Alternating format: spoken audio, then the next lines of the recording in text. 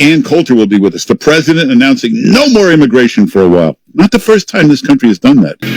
Well, Ann Coulter, of course, the best-selling author. Hey, if you should get her book, Resistance is Futile. But if you're looking for stuff to read during the lockdown, she's got a lot of great books from the past that maybe you haven't read.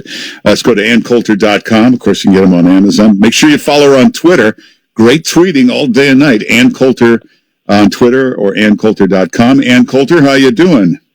Fantastic. How are you, Mark Simone? Cabin fever. It's driving me nuts. I got to get out.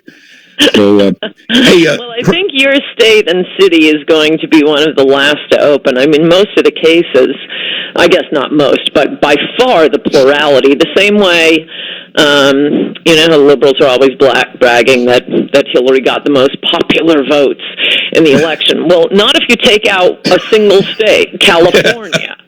Well, similarly, the Wuhan flu is not really ravaging the country if you take out one state, New York. Yeah. I mean, it seems perfectly clear.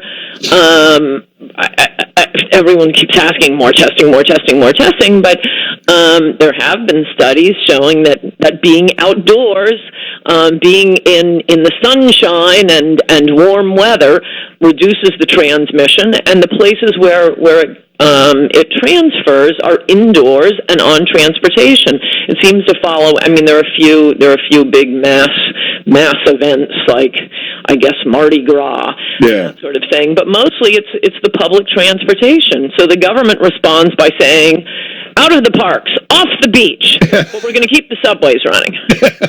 So, hey, but now let me ask you this. The president announced he's going to stop all immigration. We don't have enough money or jobs right now. And fake news goes crazy. This has never been done before in history. That's not true. This has been done, hasn't it? Yes, and Trump's not doing it. Well, but didn't FDR do this? It was in the 1920s that we shut down immigration really pretty much across the board until Teddy Kennedy's 1965 Immigration Act. And think back to those years, the 20s, 30s, 40s, 50s. That was when America grew to become the world's superpower. That's when we developed this mass. I mean, the hallmark of America was always its vast and prosperous middle class. Our middle class living like royalty in other countries. But then certain individuals, mostly on Wall Street, the very rich, and Democrats decided, no, we'd rather live like Brazil. We don't like having these up-and-comers, these middle-class types buying a house. Oh, sure, it's not right on the beach, but it's down the street from the beach. And they would prefer to have a teeny-tiny elite at the top and the rest of us as their servants. And that's what bringing in a mass of poor, low-wage immigrants and of course all these tech workers, the ones Trump is always cheering on, and issuing more and more visas to. That's what it's doing. Put Americans out of work, do all our manufacturing in China, and every once in a while there will be a viral pandemic coming from China, but it's all for the greater good. The Wall Street people have their fabulous places in Aspen and the Hamptons. Yeah, when you're far away from New York City, now if you look right in New York, everybody's worshiping Andrew Cuomo. And remember, the fake news, the media, the columnists, the commentators, they all live in New York. They think Andrew Cuomo is wonderful. But when you're around the country, how does he play around the country? That's a very good question. I mean, in the middle of America, doesn't he look a little too ethnic, and they don't want to hear about his meatballs and his mother with the sauce? And I don't know about ethnic per se. I was noticing, wow, he has an accent.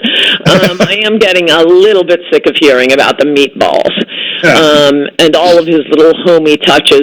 I often watch him thinking, wow, if Trump were to say that, we'd never hear the end of this. If Trump were to repeat himself like this over and over and over again. I mean, I don't think he's doing a terrible job, but I write about this in Demonic, about the characteristics of a mob, which has long described our Democratic Party in America. It is weird how liberals must idol worship their leaders. These liberal women are constantly having the sex dreams about Clinton, about Obama, and they write about it in the New York Times. And now Andrew Cuomo. no conservative girl ever had a sex dream about Ronald Reagan. It's a weird thing with the left. They have to absolutely describe their political opponents, whom they might agree with on 80% of matters, but ultimately there's a disagreement. No, their political opponents are just pure evil. It didn't start with Trump. I mean, it may be more obvious to the masses with Trump, but whether it was Reagan or inoffensive Bush, although they like Republicans who lose. Their enemies are Democrats always see as pure evil, and the ones on their side they have sex dreams about. Yeah. Hey, Ann Coulter, a spokesman for the Obamas, Valerie Jarrett, has said Michelle Obama is absolutely not available for vice president. Isn't that interesting? Well, it makes sense from her perspective. I know liberals are dying for another Obama.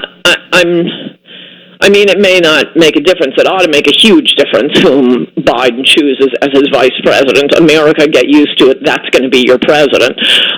Just watch the videos of Biden. It ought to make a huge difference. I think it was rather stupid of him to commit himself to choosing a woman. Yeah. But he did. I mean, I love this idea that women are so oppressed. And finally, knock it off. It's bad enough when, gays and immigrants try to get on the I'm a poor oppressed black person train. But man, when women do it, come on, American women, you've had it pretty good. Anyway, he has committed to that, which doesn't seem to leave him many options. So I can see why they're all hoping for Michelle, but she doesn't really have. I mean, I will and have fully admitted Obama was a very attractive candidate. I'm not talking about his ideas here. Obviously, didn't like that he destroyed my health care. But he was elegant and funny and charming, and he was so great giving a speech. All of those things are true. Just because as we learned with Hillary, just because you're married to a politician doesn't make you a good politician. That's true. Do you think Biden will be the nominee? Do you think he'll physically, medically be okay by August? Well, I previously thought that there was a good chance the Democrats would dump him, especially watching their love affair with Andrew Cuomo. I wouldn't put it past the Democrats. They'll do anything to beat Trump, and if they think they have a better chance with somebody else. On the other hand, I must say this Wuhan flu is totally playing to Biden's benefit and the Democrats' benefit by keeping him out of sight. Yeah. What the Democrats need to do is run a candidate. Just tell Americans we're running generic candidate D, and we're not telling you who it is until after the election. And that's basically what's happened to Biden. So people who are angry at Trump, if this election is a referendum on Trump, he loses. If we get a gander at their candidate, or see the media as the candidate, then I think Trump wins. Well, hey, if you want to read some great books, get any of Ann Coulter's books. Maybe you haven't read them all. Get the latest book, Resistance is Futile. But if you've missed any of them, great time. You're looking for books to read. Go to Amazon or go to AnnCoulter.com. And the new column comes out tonight? Yes, it does. Maybe early. It's such a boffo column. All right. And make sure you follow Ann Coulter on Twitter. You'll get the column there, too. AnnCoulter.com. And follow Ann Coulter on Twitter. Ann Coulter, thanks for being with us. Good to talk to you, Cabin Fever. All right. Take care. And everybody check out the webpage. Boy, fake news has been working overtime during this crisis.